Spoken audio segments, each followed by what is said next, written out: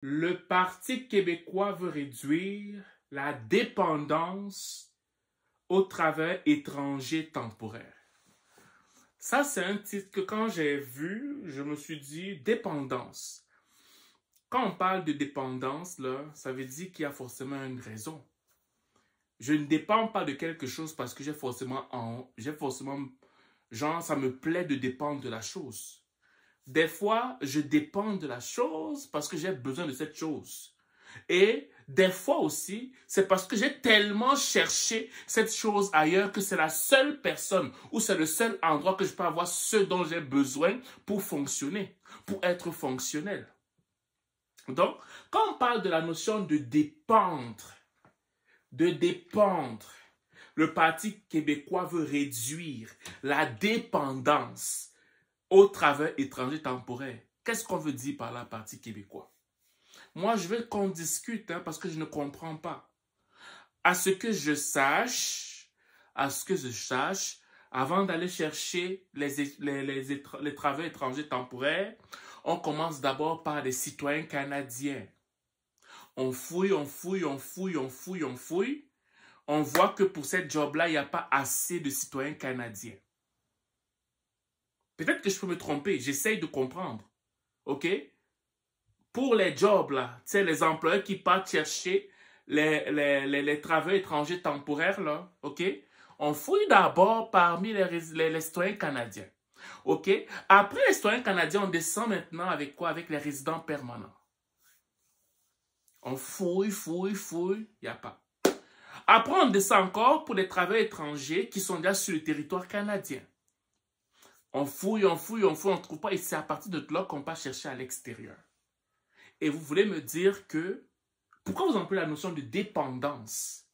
Bref, on va continuer à lire l'article.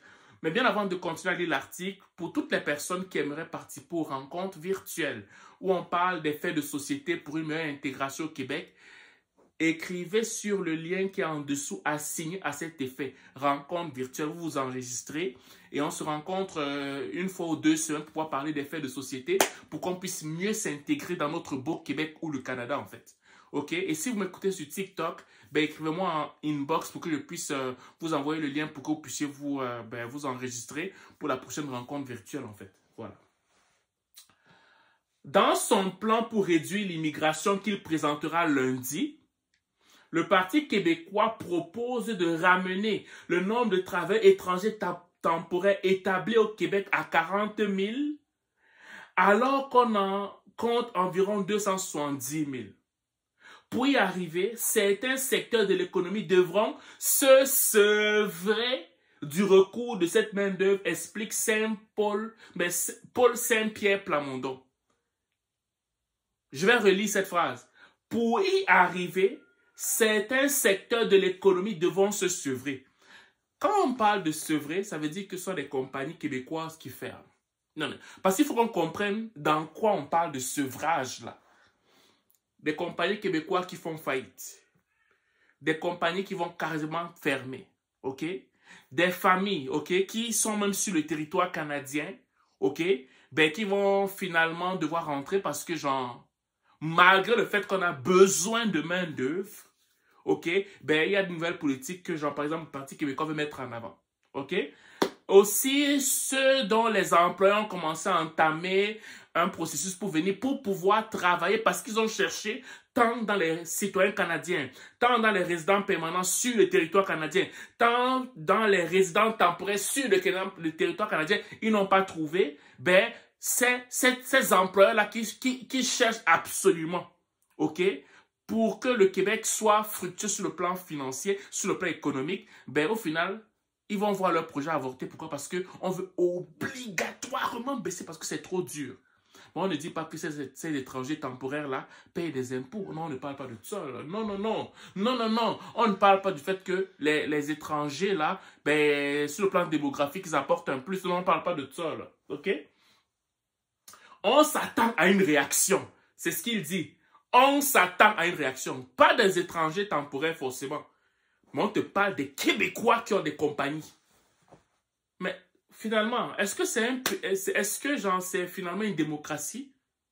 où les Québécois, certes, sont pour le fait qu'on doit réduire les résidents temporaires. Oui, beaucoup de Québécois sont pour ça.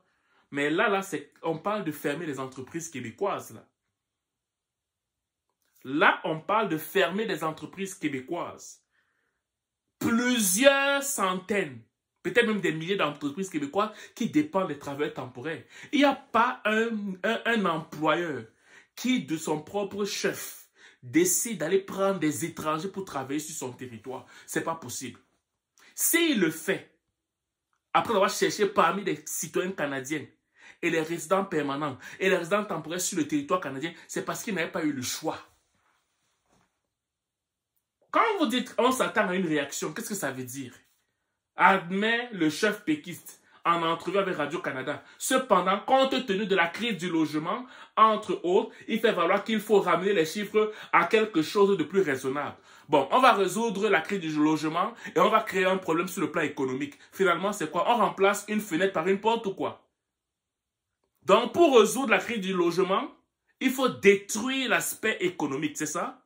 Pour que plus tard, ça donne quoi? Ça se répercute où? Parce que la nature a horreur du vide. Ça se répercute où? Moi, j'aimerais savoir.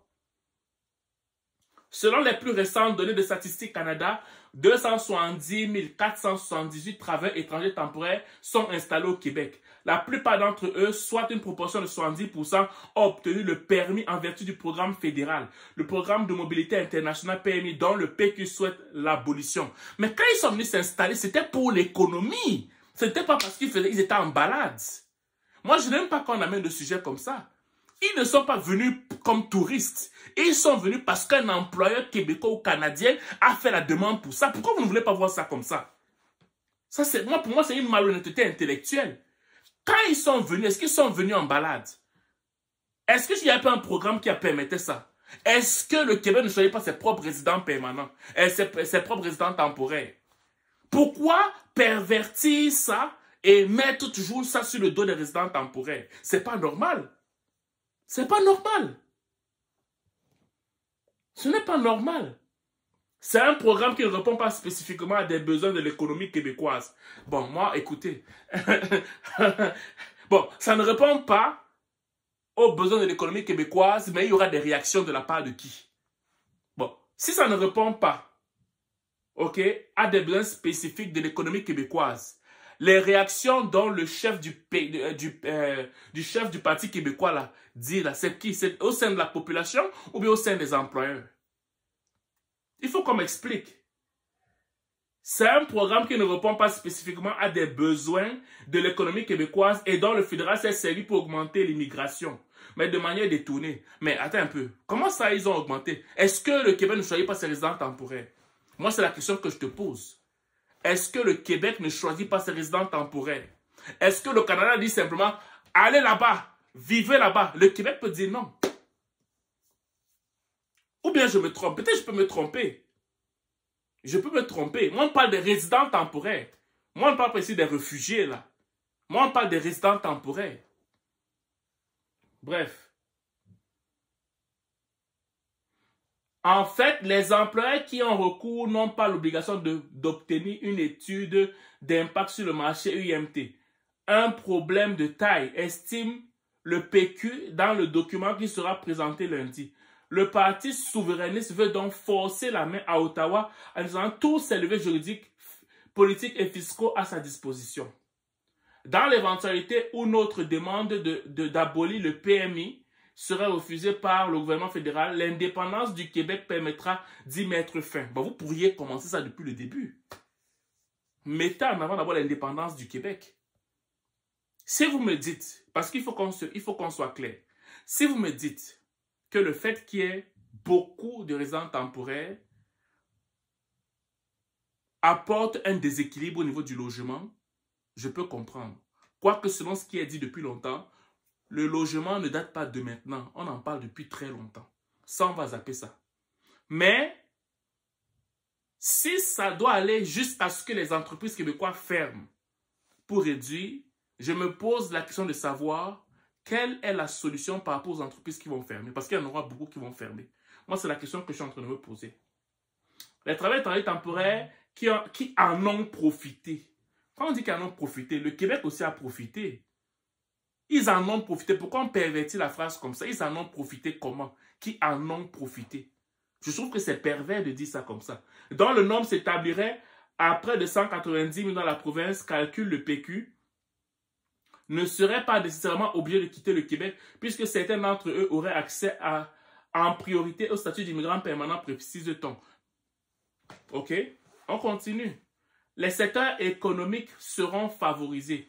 Si cette partie du plan repose sur une négociation éventuelle avec le gouvernement fédéral, il en va autrement de la suite. Le PQ propose également de réduire le nombre de personnes accueillies en vertu du programme de travail étranger temporaire contrôlé par le Québec, qui est passé de 17 660 à 58 885 en 2023, selon les données du ministre de l'Immigration.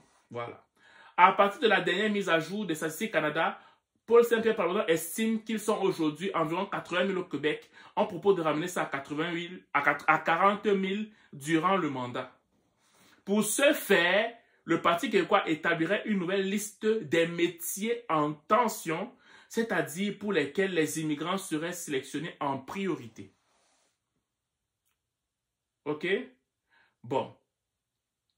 Il y a des secteurs qui vont devoir se sevrer graduellement de la dépendance à une main-d'œuvre issue de l'immigration temporaire. Ça, c'est clair. On veut que certains secteurs économiques qui se sont prévalus d'une main-d'œuvre à bon marché en grand nombre, on veut que ces secteurs économiques-là investissent dans l'innovation et la transformation de leurs procédés, précise Paul Saint-Pierre Plamondon. Bon, ça va être très long la vidéo, mais je vais seulement faire comprendre à M. Plamondon qu'il y a souvent certaines réalités qu'on ne devrait pas mettre de côté parce qu'on veut absolument réduire les immigrants. Je suis pour le fait qu'on réduise si on dit que ça a un impact en matière de logement. Mais je ne suis pas pour le fait qu'on le fasse à tout prix. Quitte à ce qu'on tourne les coins ronds tellement brusque, de façon brusque, qu'on est obligé de pervertir, bien, de donner un autre sens aux phrases. Ça, je ne suis pas d'accord avec ça. Parce que moi, ce que je crains dans le moyen et long terme, ça va faire en sorte que parmi toutes les provinces au Canada, le Québec serait la moins attractive. Parce que déjà sur le plan économique, sur le plan structurel, sur le plan même de l'habitation, beaucoup d'immigrants venaient ici parce que le Québec apportait un plus. Mais avec l'inflation, le Québec n'est plus vraiment compétitif à l'échelle du Canada.